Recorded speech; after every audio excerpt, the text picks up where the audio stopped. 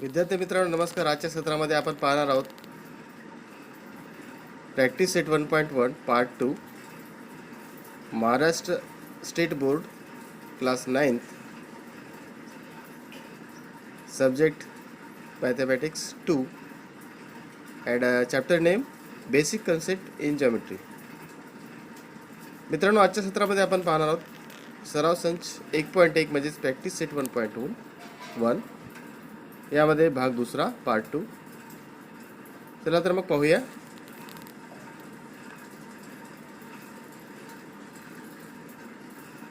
Question number 3 आहे यामध्ये. Question number 3, from the information given below find which of the following point is between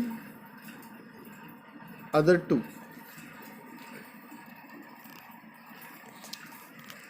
From the information given below find which of the point is between the other 2 points.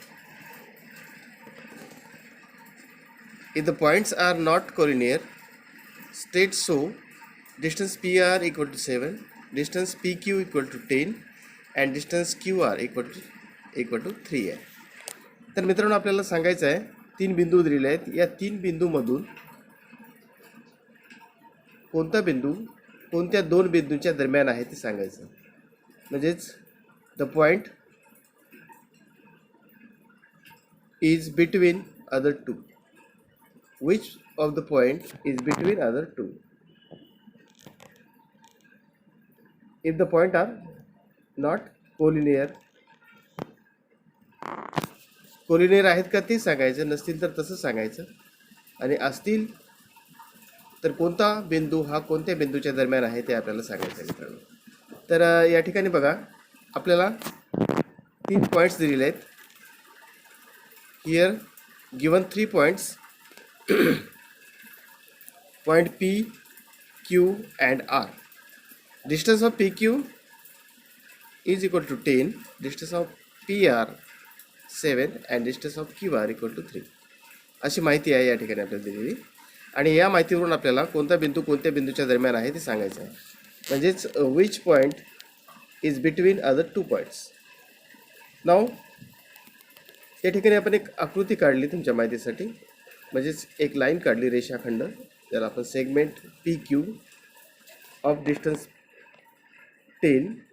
10 सेमीचा एक P Q काढला, रेषाखंड segment P Q, and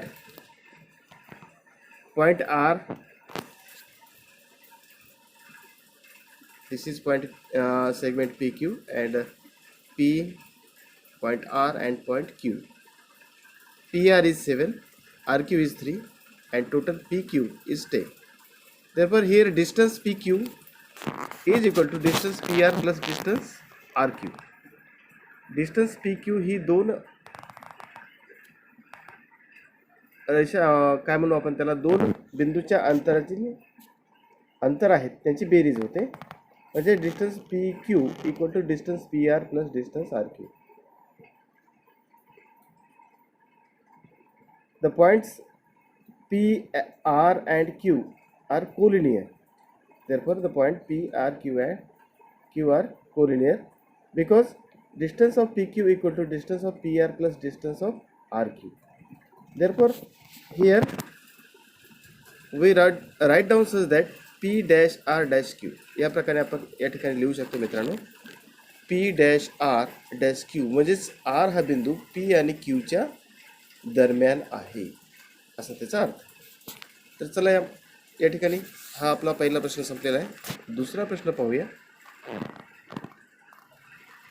आपल्याला दिलेल्या माहितीवरून कोणता बिंदू कोणत्या 2 बिंदूच्या दरम्यान आहे हे सांगायचं आहे मित्रांनो. म्हणजेच काय, from the given information find which of the point is between other 2 points. Here point R is between P and Q. बिंदू R हा P आणि Qच्या दरम्यान आहे हे आपण या ठिकाणी सिद्ध करून दाखवू. पुढचा प्रश्न पाहूया. distance RS equal to 8, S T equal to 6 and distance R T equal to 4 आहे या ठिकाणी. दुसऱ्या प्रश्नामध्ये काय आहे, distance R S equal to 8, distance S T equal to 6 and distance R T equal to 4. या ठिकाणी आपण एक डायग्राम काढलेली आहे रेषेची बघा, रेषाखंडाची. Segment R S here, segment R S या ठिकाणी आपण रेषाखंड जर काढला आकृतीत दाखवल्याप्रमाणे बघा, as shown in the figure, R T equal to 4, R T is equal to 4 आहे बघा या ठिकाणी. हे आर टी 4 आणि T S is 6 and total R S equal to 10 होते या ठिकाणी. जर आपण असं विचार केला, समजा बघितलं तर किती यायला, 10 यायला. परंतु आपल्याला गिवन काय, but distance R S equal to 8. Here given information काय आहे, distance R S equal to 8 आहे मित्रांनो. म्हणून या ठिकाणी आपण इट इज नॉट पॉसिबल, म्हणजेच ही जी आपल्याला इन्फॉर्मेशन दिलेलं आहे त्या दिलेल्या इन्फॉर्मेशननुसार हे बिंदू जे आहेत ते नॉन कोलिनियर आहेत. कारण काय, कारण आर एस बरोबर आर टी अधिक टी एस हे होत नाही, म्हणजे distance R S is not equal to distance R T plus distance S T. Therefore the points are non collinear. अशा प्रकारे या ठिकाणचे हे बिंदू एक रेषीय नाहीत, तर कसे आहेत मग, न एक रेषीय आहेत, नॉन कोलिनियर आहेत. चला तर मग नेक्स्ट प्रश्न बघूया. हा तुमच्या लक्षात आलाच असेल मित्रांनो. तिसरा प्रश्न पहा, यामध्ये दिलेला आहे आपल्याला distance A B equal to 16, distance C A equal to 9 and distance B C equal to 7 अशी माहिती आहे आपल्याला दिलेली. आपण तुमच्या माहितीसाठी या ठिकाणी एक सेगमेंट ए बी घेतलेला आहे, ए बी काढला आणि तो ए बी काढल्याच्या नंतर बिंदू सी हा ए पासून 9 अंतरावर घेतला. त्यानंतर हाच बिंदू बी पासून 7 म्हणजे 7 ए अंतरावर आहे. Point C is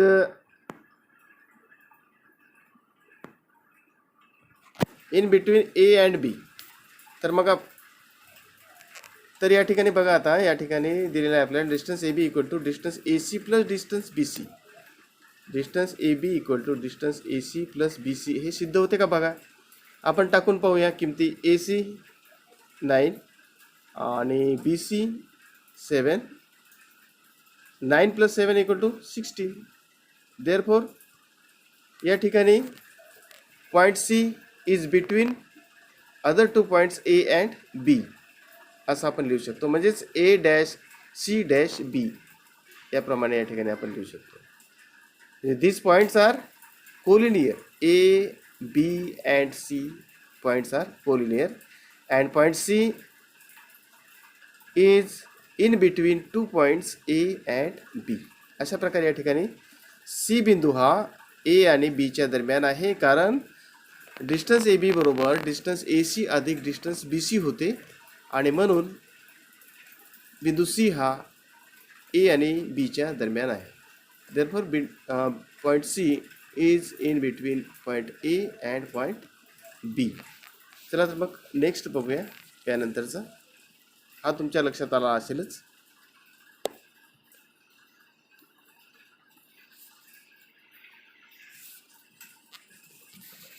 question number 4 पहा. या ठिकाणी आपल्याला डिस्टन्स एल एम दिलेला आहे 11, distance M N 12 and distance N L equal to 8 आहे मित्रांनो. तर बघा या ठिकाणी आपण एक लाईन काढली, एक सेगमेंट घेतला एम एन. तो एक सेगमेंट घेऊन त्यावर बिंदू एल घेतला, हा एल बिंदू घेतला